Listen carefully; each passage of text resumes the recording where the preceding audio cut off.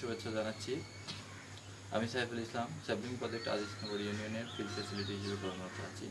আজকে আমরা যে বিষয়টা নিয়ে কথা বলবো সেটা হচ্ছে হাঁস মুরগির বিভিন্ন রোগ এবং টিকা দেওয়ার সময়সূচি নিয়ে। আমরা জানি যে লাভজনকভাবে হাঁস মুরগি পালন করতে গেলে উন্নত বাসস্থান, সুষম খাদ্যের পাশাপাশি টিকা দেওয়া একটি জরুরি কাজ। মুরগির 3টি জটিল রোগ রানীক্ষেত, বসন্ত এবং ফাউল কলেরার বিভিন্ন লক্ষণ ও টিকা দেওয়ার সময়সূচি নিয়ে আজকে আমরা কথা বলব। প্রথমে আসি রানীক্ষেত। রানীক্ষেত মুরগির একটি মারাত্মক রোগ। এই রোগ হলে পরে মুরগি চুনের মতো পায়খানা করে, মাথা নিচের দিকে দিয়ে ঝিমোয়, খাবার দাবার ছেড়ে দেয়, ঠোঁট দিয়ে লাড়া পড়ে এবং একসময় মারা যায়।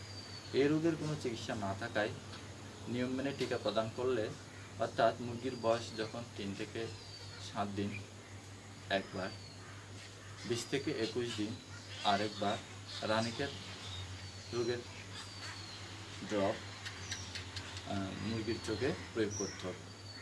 এরপরে মুরগির বয়স যখন 2 মাস, তখন মুরগির রানের মাংসে পুনরায় টিকা প্রয়োগ করা হয়ে থাকে।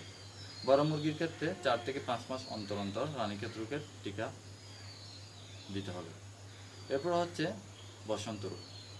বসন্ত রোগ হলে পরে মুরগির চোখে, মুখে, ঠোঁটে গুটি ওঠে, আক্রমণ মারাত্মক হলে মুরগি মারা যায়। এই রোগ থেকে বাঁচতে হলে মুরগির বয়স যখন 1 মাস, তখন পাখার নিচে কুচিয়ে কুচিয়ে টিকা প্রয়োগ করতে হবে। এরপরে সর্বশেষ যে রোগটি সেটা হচ্ছে ফাউল কলরা, রানীক্ষেতের মতো একটি মারাত্মক রোগ। এই রোগ হলে বা এই রোগে মুরগি আক্রমণ হলে বা আক্রান্ত হলে মুরগি চাউল দেওয়া পানির মতো পাতলা দুর্গন্ধযুক্ত পায়খানা করে,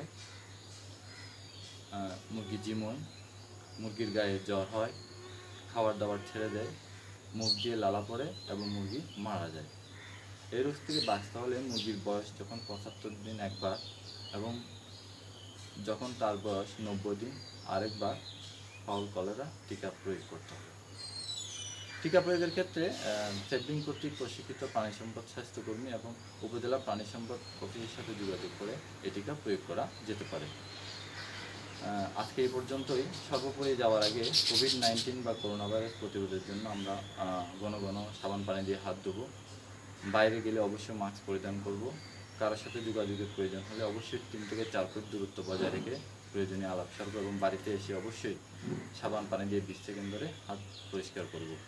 এই করোনা ভাইরাস মহামারীতে সবাই ভালো থাকবেন, ভালো থাকবেন, সুস্থ থাকবেন। ধন্যবাদ।